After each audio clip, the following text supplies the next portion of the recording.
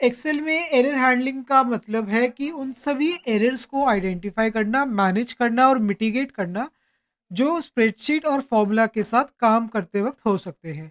इस प्रोसेस में ऐसी टेक्निक्स और फंक्शंस का यूज़ होता है जो एरर्स को प्रिवेंट और डिटेक्ट और फिक्स करते हैं ताकि कैलकुलेशन और डाटा एनालिसिस एक्यूरेट और रिलायबल बने।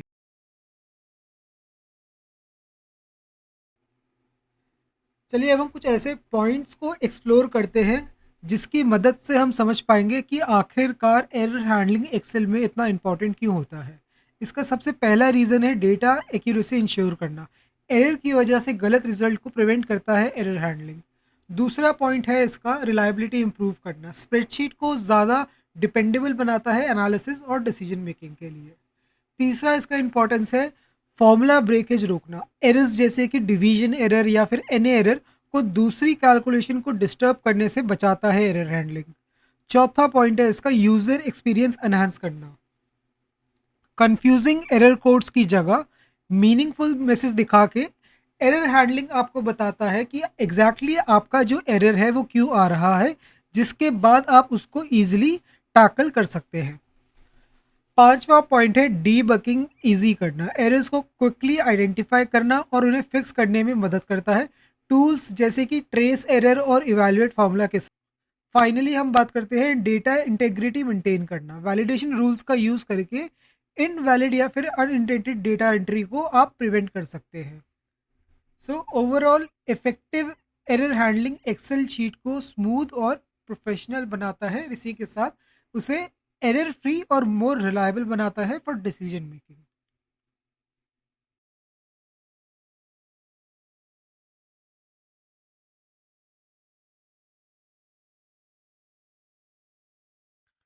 चलिए हम एक्सेल के अंदर सबसे पहले एरर हैंडलिंग फंक्शन के बारे में बात करते हैं जो कि है इफ एरर फंक्शन। एक्सेल में इफ एरर फंक्शन एक पावरफुल टूल है जो फॉर्मूलाज में होने वाले एरर्स को हैंडल करता है।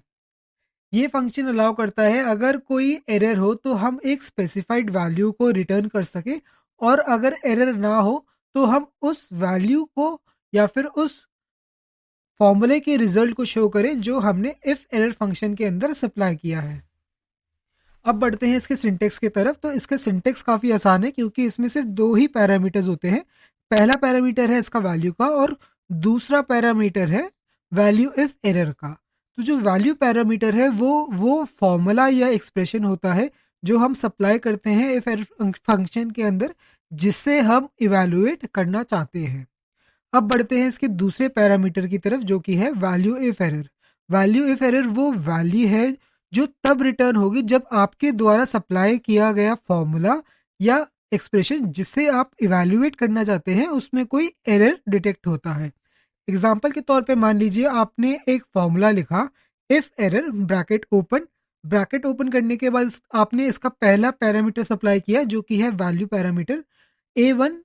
डिवीजन ऑपरेटर का यूज करेंगे और फिर हमने टाइप किया B1 यानी कि A1 डिवाइडेड बाय B1, और फिर हमने कॉमा देके डबल कोट्स के अंदर एक टेक्स्ट लिखा एरर स्पेस डिटेक्टेड।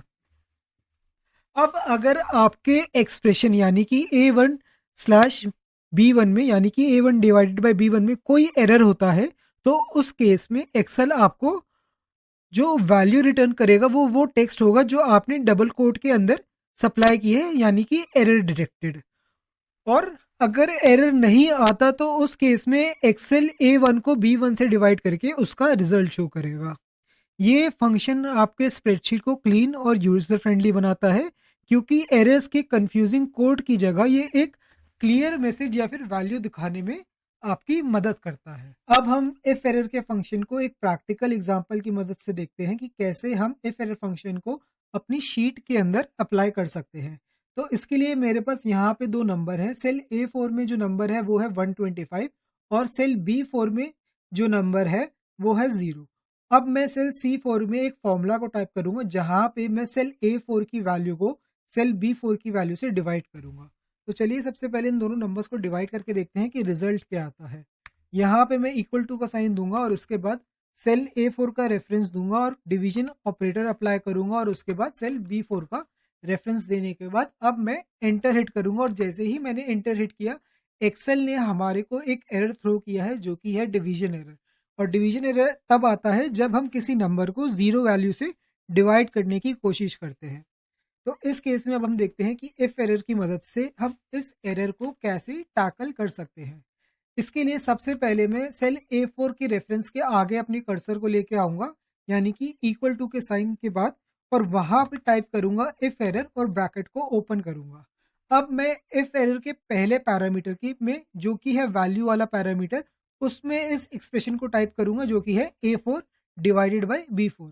इसके बाद मैं कॉमा देके इफ एरर फंक्शन के दूसरे पैरामीटर की तरफ बढ़ूंगा जो कि है वैल्यू इफ एरर, और यहाँ पे मैं वो टेक्स्ट टाइप करूंगा जिससे मैं रिटर्न करना चाहता हूँ उस केस में जब A4 को हम B4 से डिवाइड करते हैं और इस एक्सप्रेशन का जो रिजल्ट होता है वो एक एरर होता है। तो यहाँ पे मैं लिख देता हूँ एरर डिटेक्टेड।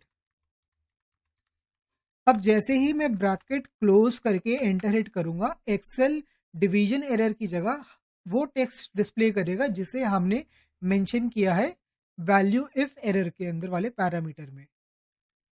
अगर मैं यहाँ पे 0 को चेंज करके 5 में कन्वर्ट कर दूं तो इस केस में जो हमारा एरर डिटेक्टेड वाला मैसेज है वो डिस्प्ले नहीं होगा, बल्कि जो एक्सप्रेशन है A4 डिवाइडेड बाय B4, इस एक्सप्रेशन का जो रिजल्ट है जो इवैल्यूएट करने के बाद आता है, एक्सेल उसे डिस्प्ले करेगा। कुछ इस तरह से इफ एरर का फंक्शन काम करता है। जब आप उसके वैल्यू वाले पैरामीटर में अगर कोई फंक्शन को सप्लाई करते हैं या फिर किसी एक्सप्रेशन को सप्लाई करते हैं, अगर उसमें कोई एरर आता है तो वो फिर उस वैल्यू को रिटर्न करता है जो हम वैल्यू इफ एरर वाले पैरामीटर में सप्लाई करते हैं।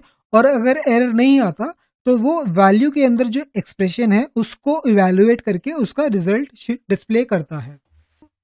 इफ एरर के फंक्शन को एक और एग्जांपल की मदद से समझते हैं। यहाँ पे हमारे पास एक डेटा सेट है जिसमें हमारे पास प्रोडक्ट नेम दिया हुआ है, टोटल सेल्स दी हुई है, क्वांटिटी सोल्ड दिया हुआ है और प्राइस पर यूनिट हमें कैलकुलेट करना है।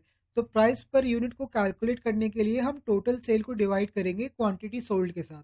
तो चलिए इसके लिए सबसे पहले जल्दी से फॉर्मूले को अप्लाई करते हैं। यहाँ पे मैं सबसे पहले I5 सेल को सिलेक्ट करूंगा जिसमें कि मोबाइल की टोटल सेल दी गई है। उसके बाद डिवीजन ऑपरेटर अप्लाई करूंगा और उसके बाद सेल J5 के रेफरेंस दूंगा जहां पे मोबाइल की क्वांटिटी को सोल्ड किया गया है। अब इसके बाद मैं जैसे ही कंट्रोल प्लस एंटर करूंगा, जो भी जितने भी सेल हैं इसमें वो सारे कैलकुलेट होके हमारे पास जो रिजल्ट है वो आ जाएगा। इस रिजल्ट में यहाँ पे सिर्फ 2 ही ऐसी एंट्रीज हैं जिसमें कि कैलकुलेशन में कोई एरर नहीं आया। बाकी की 3 एंट्रीज में हमारे पास डिवीजन और वैल्यू एरर आ रहा है। तो अब जल्दी से देखते हैं कैसे हम इस सिचुएशन को इफ एरर की मदद से टैकल कर सकते हैं। तो सबसे पहले यहाँ पे मैं इन सारे सेल्स को सिलेक्ट करूंगा, उसके बाद इक्वल टू का साइन दूंगा और यहाँ पे इफ एरर का फंक्शन टाइप करके ब्रैकेट को ओपन करूंगा। अब इफ एरर के पहले वाले पैरामीटर में मैं उस एक्सप्रेशन को सप्लाई करूंगा जिसको मैं इवैल्यूएट करना चाहता हूं, यानी कि मैं यहाँ पे टाइप करूंगा total sales divided by total quantity. इसके बाद मैं कॉमा देके इफ एरर के दूसरे पैरामीटर की तरफ बढ़ूंगा जो कि है वैल्यू इफ एरर, और यहाँ पे मैं उस टेक्स्ट को लिखूंगा जिसको मैं रिटर्न कराना चाहता हूँ इन केस उस एक्सप्रेशन में जो मैंने अभी सप्लाई किया है वैल्यू वाले में उसमें कोई एरर आता है। तो यहाँ पे मैं उप्स टाइप करूंगा और ब्रैकेट को क्लोज करके कंट्रोल प्लस एंटर की मदद से अपने बाकी सारे रिजल्ट्स को भी कैलकुलेट करूंगा। अब आप देख सकते हैं जहां पे पहले डिवीजन एरर आ रहा था या फिर वैल्यू एरर आ रहा था वहां पे अब उप्स लिखा हुआ आ रहा है, और जहां पे हमारी कैलकुलेशन सक्सेसफुल थी वहां पे टोटल सेल को क्वांटिटी से डिवाइड करके उसका रिजल्ट शो किया गया है।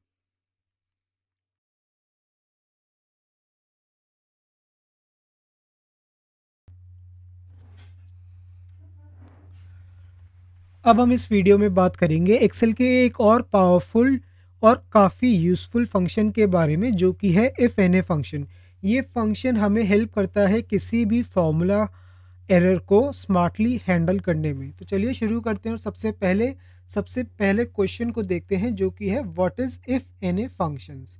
अगर आपका फॉर्मूला किसी भी रीज़न से एन ए का एरर देता है तो इफ एन ए फंक्शन इस एरर को ग्रेसफुली हैंडल करता है और आपके एक कस्टम मैसेज या वैल्यू को रिटर्न करके देता है। सिंपल शब्दों में कहें तो ये एक तरीका है एरर को हैंडल करने का। एक्सेल में जब कोई फॉर्मूला आप लगाते हैं और वो किसी वैल्यू को लोकेट या फिर कैलकुलेट नहीं कर पाता, तो एरर आता है एन एरर का। ये एरर ज़्यादातर तब आता है जब डेटा मिसिंग हो या फिर कुछ गलत रेफरेंस दिया गया हो। तो अगर आप वी लुकअप का फंक्शन यूज़ करते हैं और जो वैल्यू आप ढूंढ रहे हैं वो आपकी डेटा सेट में नहीं मिलेगी, तो एक्सेल उस केस में आपको एन का एरर दिखाता है। लेकिन अगर आप ये नहीं चाहते कि एक्सेल एरर दिखाए और एरर के इंस्टेड एक यूज़र फ्रेंडली मैसेज या फिर एक ऑल्टरनेट वैल्यू दिखाए या फिर किसी दूसरे सेल को रेफर करे, तो आप यूज़ कर सकते हैं एफ एन ए फंक्शन को। तो IFNA function basically करता क्या है, अगर आपके एरर में एन ए एरर आता है तो उस केस में आप उसकी जगह एक ऑल्टरनेटिव वैल्यू को शो कर सकते हैं। इफ एन ए का जो फंक्शन है वो सिर्फ एन ए एरर के लिए काम करता है, बाकी दूसरे एरर टाइप्स पे काम नहीं करता, जैसे कि वैल्यू एरर हो या फिर नेम एरर हो या फिर रेफरेंस एरर हो। तो इस केस में इफ एन ए का जो फंक्शन है वो काम नहीं करता है, वो खाली एन ए एरर जो होता है उसके ऊपर ही काम करता है।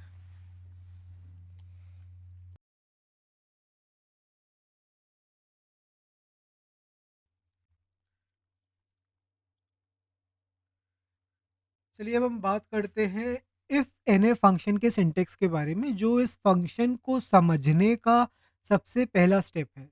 तो इसका सिंटेक्स कुछ इस तरीके से है। सबसे पहले हम टाइप करते हैं इफ एन ए, उसके बाद हम ब्रैकेट को ओपन करते हैं और इसके पहले पैरामीटर की तरफ बढ़ते हैं जो कि है वैल्यू पैरामीटर। उसके बाद हम कॉमा देके इसके सेकंड और लास्ट पैरामीटर की तरफ बढ़ते हैं जो कि है वैल्यू इफ एन ए। इसके बाद हम ब्रैकेट को क्लोज करके एंटर हिट करते हैं। तो इसमें बेसिकली जो दो पैरामीटर्स हैं वैल्यू और वैल्यू इफ एन ए, अब हम उन्हें समझते हैं। वैल्यू का क्या मतलब होता है इसके अंदर, ये वो फॉर्मूला या एक्सप्रेशन है जो आप टेस्ट करना चाहते हो। और अगर अब बात करें इसके दूसरे पैरामीटर के बारे में जो कि है वैल्यू इफ एन ए, अगर फॉर्मूला का रिजल्ट एन ए एरर देता है तो यहाँ जो भी वैल्यू आप देंगे, यानी कि इसकी सेकंड पैरामीटर के अंदर वैल्यू इफ एन ए में जो सी भी आप वैल्यू देंगे वो आपको शो होगी। इसी के साथ आपको बताना चाहूँगा, आप वैल्यू इफ एरे में वैल्यू के साथ कोई एक्सप्रेशन भी टाइप कर सकते हैं, कोई फंक्शन भी टाइप कर सकते हैं, इसी के साथ किसी सेल को भी रेफरेंस कर सकते हैं। तो ये जो वैल्यू इफ एरे है ये काफ़ी फ्लेक्सिबल होता है और डिपेंड करता है आपकी नीड्स के अकॉर्डिंग।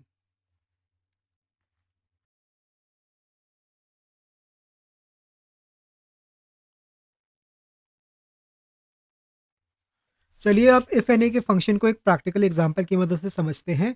मान लीजिए आप वी लुकअप का फॉर्मूला यूज़ करते हैं इफ एन ए के अंदर, और वी लुकअप का जो फॉर्मूला है उसके बेसिस पे आप एक लुकअप वैल्यू के बेसिस पे कॉरस्पॉन्डिंग कॉलम या सेल से एक डेटा को रिट्रीव कर सकते हैं। तो मान लीजिए आपने एक प्रोडक्ट लिस्ट मेंटेन कर रही है और किसी प्रोडक्ट का प्राइस ढूंढना है, लेकिन कुछ प्रोडक्ट्स का प्राइस मिसिंग है। अगर आप वी लुकअप लगाते हैं तो मिसिंग डेटा पर एन एरर आएगा। इसको अवॉइड करने के लिए आप इफ एन ए का जो फंक्शन है उसे यूज़ करेंगे। तो इस केस में हम इफ एन ए का फंक्शन कैसे यूज़ करेंगे, हम सबसे पहले इफ एन ए को टाइप करेंगे, उसके बाद इसके पहले पैरामीटर में हम वी लुकअप के जो फॉर्मूला है उसको स्पेसिफाई करेंगे। वी लुकअप को क्लोज करने के बाद हम कॉमा डालेंगे और उसके बाद वैल्यू इफ एन ए में उस वैल्यू को डालेंगे जो कि हम रिटर्न करना चाहते हैं, उस केस में अगर हमारे फर्स्ट पैरामीटर यानी वैल्यू पैरामीटर में एन ए का एरर आता है। ये अब हम इफ एन ए के फंक्शन को एक प्रैक्टिकल एग्जांपल की मदद से समझते हैं। यहाँ पे मेरे पास दो टेबल है। पहले हमारे पास है एक प्रोडक्ट टेबल जिसमें प्रोडक्ट का कोड दिया हुआ है, प्रोडक्ट का नाम दिया हुआ है और उसका प्राइस दिया हुआ है। इस तरफ हमारे पास है दूसरी टेबल जिसका नाम है क्वेरी टेबल। इसमें आपके पास प्रोडक्ट का कोड दिया हुआ है और उसके बेसिस पे आपको उसके कॉरस्पॉन्डिंग कॉलम से जो प्राइस है उसका रिट्रीव करना है। तो इसके लिए हम सबसे पहले वी लुकअप का फॉर्मूला लगाएंगे। हम लुकअप वैल्यू लगाएंगे, लुकअप रेंज को डिफाइन करेंगे, कॉलम इंडेक्स नंबर जो कि 3 है उसे मेंशन करेंगे और एग्जैक्ट मैच के लिए 0 टाइप करके ब्रैकेट को क्लोज करेंगे। तो अब इस फॉर्मूले को मैं कॉपी करके बाकी के तीनों कोड्स में भी पेस्ट करता हूं यूजिंग स्पेशल फॉर्मूलाज। यहाँ देखिए अब जो हमारे पास रिजल्ट आया है, हमारे पास प्रोडक्ट कोड 102 और प्रोडक्ट कोड 104 की जो वैल्यूज है वो रिट्रीव हो चुकी हैं, यानी कि प्रोडक्ट कोड 102 और प्रोडक्ट कोड 104 इस डेटा सेट के अंदर मौजूद है। लेकिन जो प्रोडक्ट कोड है 106 वो इस डेटा सेट के अंदर नहीं है। तो लुकअप फंक्शन को 106 जो लुकअप वैल्यू है वो इस प्रोडक्ट कोड के कॉलम में नहीं मिली, इसलिए उसने एनए का जो एरर है वो रिटर्न किया है। तो चलिए अब देखते हैं हम इसे कैसे हैंडल कर सकते हैं। सबसे पहले तो हम अपने सबसे पहले फॉर्मूले पे जाएंगे और वहां पे वी लुकअप से पहले जहां मैंने टाइप किया है वी लुकअप, उससे पहले मैं अपने कर्सर को लाऊंगा और वहां पे टाइप करूंगा इफ एनए और इसके बाद ब्रैकेट को ओपन करूंगा और उसके बाद यहाँ पे आऊंगा जहां पे मैंने वी लुकअप का ब्रैकेट क्लोज किया है, उसके बाद कॉमा देके इसके दूसरे आर्ग्यूमेंट की तरफ बढ़ूंगा जो कि है वैल्यू इफ एरर, यानी कि वैल्यू इफ एनए। तो यहां पे मैं टाइप कर सकता हूं मैच नॉट फाउंड।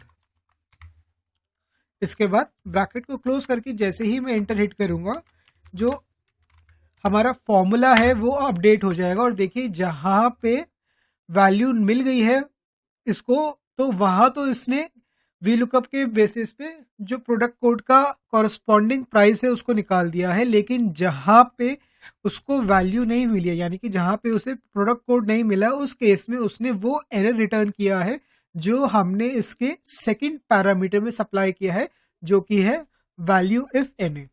तो इस तरीके से आप इफ एनी का फंक्शन यूज करके अपने एनालिसिस को और भी ज्यादा अपीलिंग बना सकते हैं।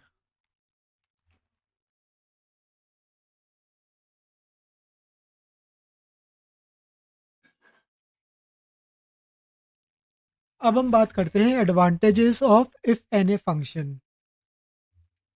इसकी सबसे पहली एडवांटेज है एरर फ्री स्प्रेडशीट। आपको रिपोर्ट्स और डैशबोर्ड ज़्यादा क्लीन और रीडेबल लगते हैं इफ एनी के फंक्शन को यूज़ करने के बाद। यूज़र फ्रेंडली मैसेज इसका दूसरा इंपॉर्टेंस है। कंफ्यूजिंग एरर्स की जगह क्लियर मैसेज मिलते हैं जो नॉन टेक्निकल यूजर्स के लिए काफ़ी हेल्पफुल होते हैं। तीसरी इसकी मेजर एडवांटेज है वो है प्रोफेशनल रिपोर्टिंग। एरर्स को हैंडल करके आप अपनी स्प्रेडशीट और प्रेजेंटेशंस को और भी ज़्यादा प्रोफेशनल बना सकते हैं। चौथा पॉइंट है फ्लेक्सिबिलिटी। आप कस्टम मैसेज या ऑल्टरनेट वैल्यूज डिफाइन कर सकते हैं या इसके साथ आप किसी भी और फंक्शन को यूज कर सकते हैं अपने वैल्यू इफ एनए वाले पैरामीटर में, जो कि है दूसरा पैरामीटर।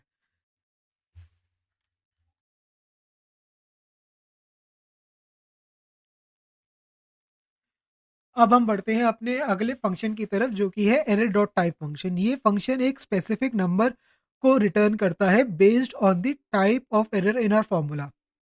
तो हमारे फॉर्मूला के इवेल्युएट होने पे जो सा भी एरर आएगा ये उसके अकॉर्डिंग एक नंबर को रिटर्न करता है। तो यहाँ पे हमारे पास कुछ डिफरेंट टाइप्स ऑफ एरर है और उनका एरर कोड दिया हुआ है जो कि error dot type function return करता है। अगर आपका जो एरर है वो नल एरर है तो उस केस में एरर डॉट टाइप फंक्शन आपको 1 रिटर्न करेगा, डिवीजन के केस में 2 रिटर्न करेगा, वैल्यू एरर के केस में 3 रिटर्न करेगा, रेफरेंस के केस में 4 रिटर्न करेगा और नेम के केस में 5 रिटर्न करेगा। इसके बाद नंबर एरर के केस में ये 6 रिटर्न करता है और एनए एरर के रिस्पेक्ट में ये 7 रिटर्न करता है। और अगर आपके फॉर्मूले के अंदर कोई भी एरर ना हो तो ये फिर एनए को रिटर्न करता है। अब हम एरर डॉट टाइप फंक्शन को एक प्रैक्टिकल एग्जांपल की मदद से समझते हैं। हमारे पास यहाँ पे एक टेबल है जिसमें अलग अलग तरह के एरर्स आ रहे हैं और ये एरर्स आए हैं गलत फॉर्मूला को टाइप करके। तो आप देख सकते हैं कि मैंने हर सेल के अंदर एक फॉर्मूला टाइप किया है और उसके बेसिस पे यहाँ पे एरर आ रहा है। अब हम इन एरर्स के ऊपर एरर डॉट टाइप फंक्शन को लगा के जो उसका कॉरस्पॉन्डिंग नंबर है उसे रिट्रीव करेंगे और ये भी देखेंगे कि जिस केस में एरर नहीं आया तो उस केस में एरर डॉट टाइप फंक्शन क्या रिटर्न करता है। तो यहाँ पे सबसे पहले मैं error dot type function type करूंगा और उसके बाद उस सेल की रेफरेंस दूंगा जहां पे हमारा एरर आ रहा है। इसके बाद मैं ब्रैकेट को क्लोज करके एंटर हिट करूंगा और error dot type function corresponding number को रिट्रीव करेगा हमारे लिए। और जहां पे आप देख सकते हैं फॉर्मूला में कोई भी मिस्टेक नहीं है, यानी कि इक्वल टू 1+1, तो उस केस में error dot type function N का एरर रिटर्न करता है, यानी कि उसको जो एरर है वो इस वैल्यू या फिर इस फॉर्मूला के अंदर नहीं मिला, इसलिए इसने एन का रिटर्न जो एरर है उसको रिटर्न किया।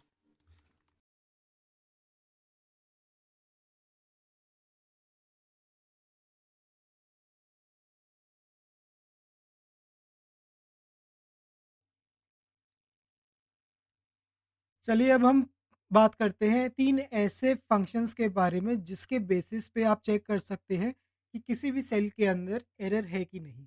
अगर एरर होता है तो ये फंक्शन ट्रू रिटर्न करते हैं, अदरवाइज ये फॉल्स रिटर्न करते हैं। अब एक एक करके इन फंक्शंस को एक्सप्लोर करते हैं। सबसे पहली बात आती है इज एरर फंक्शन के बारे में। तो इसका जो सिंटेक्स है वो काफ़ी सिंपल है, इसमें सिर्फ एक ही पैरामीटर होता है। आपको इज एरर टाइप करने के बाद ब्रैकेट ओपन करना है और उसके बाद ब्रैकेट के अंदर उस एक्सप्रेशन को लिखना है या उस फॉर्मूले को लिखना है या फिर किसी भी ऐसे सेल को रेफर करना है जहां पे आपने फॉर्मूला अप्लाई किया है, और उसके बाद आप ब्रैकेट को ओपन कर सकते हैं। अगर इन तीनों में से किसी भी चीज़ में जो आपने रेफर करी है उसमें से किसी भी एक चीज़ में एरर होता है तो ये ट्रू रिटर्न करता है, अदरवाइज फॉल्स रिटर्न करता है। इस एरर फंक्शन जो है वो हर तरह के एरर टाइप के ऊपर काम करता है। अगर कोई सा भी एरर हो तो ये उसे आइडेंटिफाई करता है और आपको ट्रू रिटर्न करके देता है अगर कोई एरर आता है। अब बात करते हैं इज एन एरर के बारे में। तो इसका जो सिंटेक्स है वो काफ़ी सिंपल है। इज एन इट लिखने के बाद आपको ब्रैकेट ओपन करना है और इसका जो सिंगल पैरामीटर है वो है वैल्यू पैरामीटर, जिसके अंदर आप कोई एक्सप्रेशन टाइप कर सकते हो, कोई फॉर्मूला टाइप कर सकते हो या फिर किसी भी सेल का रेफरेंस दे सकते हो जिसमें आपने कोई फॉर्मूला टाइप किया है, और उसके बाद ब्रैकेट को आपको क्लोज करना होगा।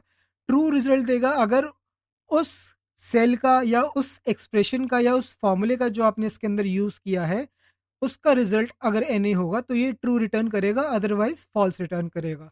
यहाँ पे ध्यान रखने वाली चीज़ एक बात जो है वो ये है कि इज एन एरर खाली एन एरर के लिए काम करता है, बाकी सारे एरर्स के लिए नहीं काम करता। ये बाकी सारे एरर्स के लिए आपको इज एरर फंक्शन का यूज़ करना होगा।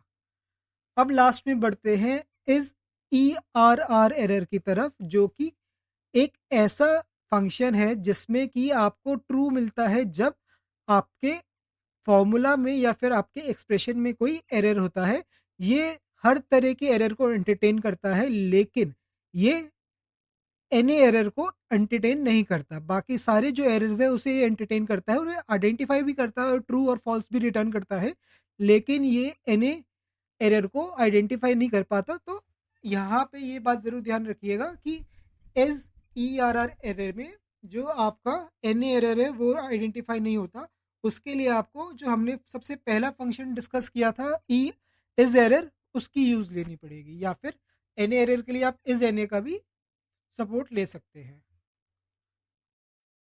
तो चलिए सबसे पहले हम इस एरर फंक्शन की बात करते हैं। इसका सिंटेक्स काफ़ी सिंपल है, आपको बस इक्वल टू का साइन देना है, उसके बाद इस एरर टाइप करके ब्रैकेट को ओपन करना है। अब वैल्यू पैरामीटर में आप चाहें तो किसी एक्सप्रेशन को टाइप कर सकते हैं, जैसे कि a1/b1 या फिर 1/1 या फिर 1 × 2।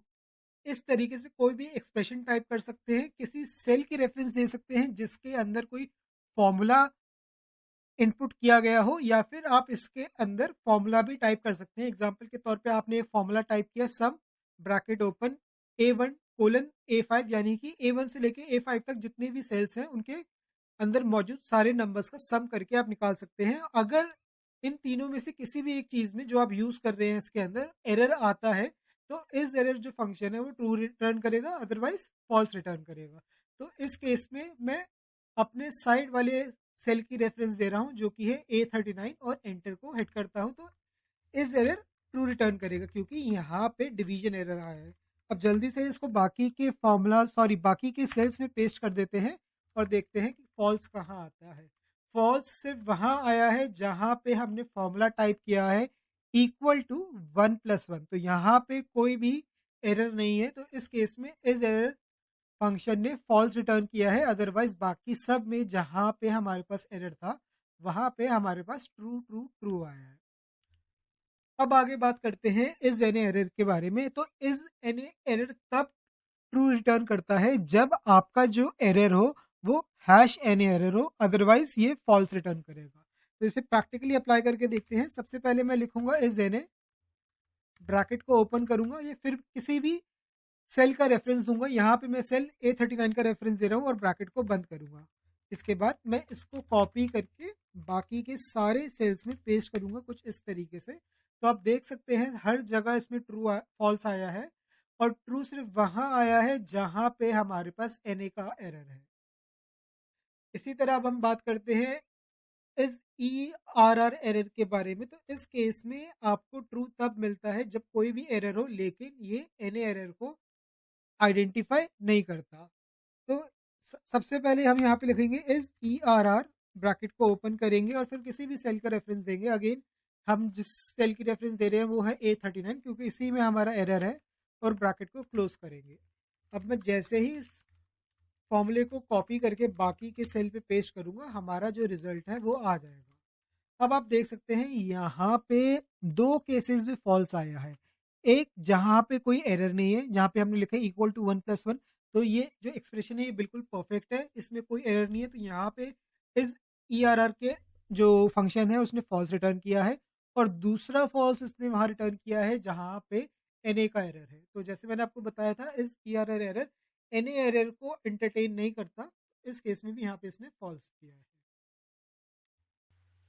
तो चलिए अब हम कुछ ऐसे मेथड्स को एक्सप्लोर करते हैं जिसकी मदद से हम अपनी शीट के अंदर हुए एरर्स को जल्दी से आइडेंटिफाई कर सकते हैं। मैं बात कर रहा हूँ एरर चेकिंग मेथड की मदद से, जिसकी मदद से आप उन सेल्स को टारगेट कर सकते हो या फिर उन सेल्स को फाइंड कर सकते हो जिसमें कोई एरर हो। तो इसके लिए सबसे पहले हमें उस वर्कशीट पे जाना होगा जिसके अंदर हम एरर्स को ढूंढना चाहते हैं। उसके बाद हम फॉर्मूला टैब पे जाएंगे जो कि रिबन बार पे मौजूद होता है। फॉर्मूला टैब के अंदर हम फॉर्मूला ऑडिटिंग वाले ग्रुप में आएंगे और यहाँ से हम एरर चेकिंग का जो ऑप्शन है उसके ऊपर क्लिक करेंगे। जैसे ही मैं इसके ऊपर क्लिक करूंगा, एक्सेल मुझे फटाफट उस सेल पे ले जाएगा जहां पे उसे पहला एरर डिटेक्ट हुआ है। उसके बाद वो आपको कुछ ऑप्शंस देगा, जैसे कि help on this error, show calculation steps, ignore error, edit in formula bar. तो इन सारे ऑप्शंस को आप इस सेल के ऊपर अप्लाई कर सकते हो। अगर आपको कैलकुलेशन स्टेप्स देखने हैं, यानी कि इसको स्टेप बाय स्टेप इवैल्यूएट करना है, तो आप शो कैलकुलेशन स्टेप पे क्लिक करके इवैल्यूएट डायलॉग बॉक्स को लॉन्च कर सकते हैं और वहां पे हर स्टेप को ध्यान से देख के आइडेंटिफाई कर सकते हैं कि बेसिकली आपका एरर किस स्टेप पे आ रहा है। इसके बाद आपके पास ऑप्शन है कि इग्नोर एरर। अगर आप इस पे क्लिक करते हैं तो अगली बार जब भी आप एरर चेकिंग का जो ऑप्शन है उस पर क्लिक करेंगे तो इस सेल का जहां पे आपने इग्नोर एरर क्लिक किया है वो नहीं आएगा। उसके बाद वो उसे स्किप करके नेक्स्ट सेल पे चला जाएगा जहां पे एरर है। एडिट इन फॉर्मूला बार में आपको ऑप्शन मिलता है कि आप अपने फॉर्मूले को फॉर्मूला बार के अंदर एडिट कर सकते हैं। इसी तरह अगर मैं नेक्स्ट पे क्लिक करता हूं तो एक्सेल मेरे लिए नेक्स्ट सेल को ढूंढेगा जिसके अंदर एरर आया है। इस तरह करके मैं एक एक उन सारे सेल्स को रेफर कर सकता हूं जहां पे कोई ना कोई एरर आया है। तो ये बात तो हुई एरर चेकिंग के बारे में। इसके अलावा भी आप किसी सेल को सिलेक्ट कर सकते हैं, यानी कि उस सेल को सिलेक्ट कर सकते हैं जिसके अंदर एरर हो, और उसके बाद ट्रेस प्रेसिडेंट और ट्रेस डिपेंडेंट सेल्स की मदद से उन सारे सेल्स को फाइंड कर सकते हैं जो कि आपके फॉर्मूले के अंदर मेंशन किए गए हैं।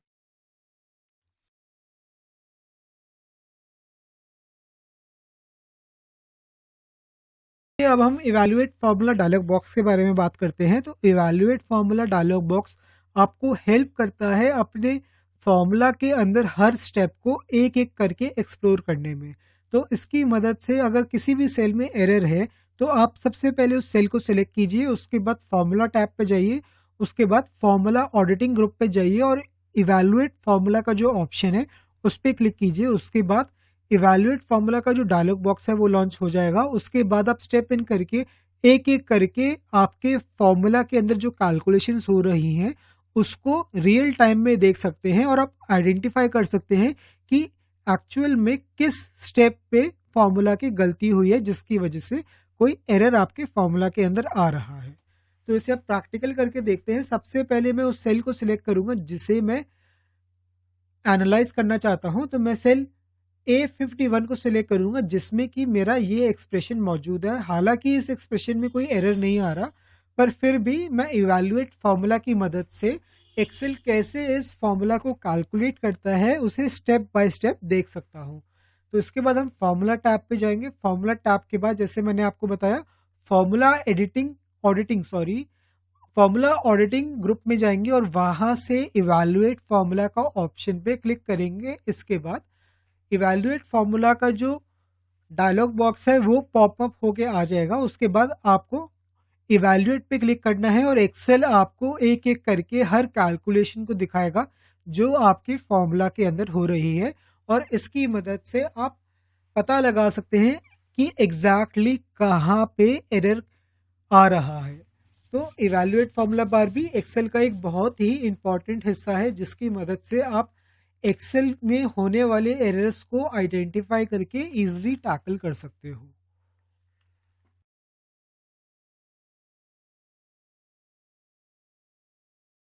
चलिए अब हम बात करते हैं एक ऐसे मेथड की बारे में जिसकी मदद से हम एरर को होने से पहले ही प्रिवेंट कर सकते हैं। जी हाँ, मैं बात कर रहा हूँ एक्सेल के अंदर डेटा वैलिडेशन फीचर के बारे में। तो आप किसी भी सेल के ऊपर डेटा वैलिडेशन लगा सकते हैं जिसके बाद यूज़र एक क्राइटेरिया के बेसिस पे ही उस सेल के अंदर जो वैल्यू है उससे एंटर कर पाएगा। तो इससे जो आपका डेटा है वो और ज़्यादा एक्यूरेट बनता है, रिलायबल बनता है और एरर फ्री बनता है। डेटा वैलिडेशन अप्लाई करने के लिए सबसे पहले हमें उन सेल्स को सिलेक्ट करना होता है जिसके ऊपर हम डेटा वैलिडेशन अप्लाई करना चाहते हैं।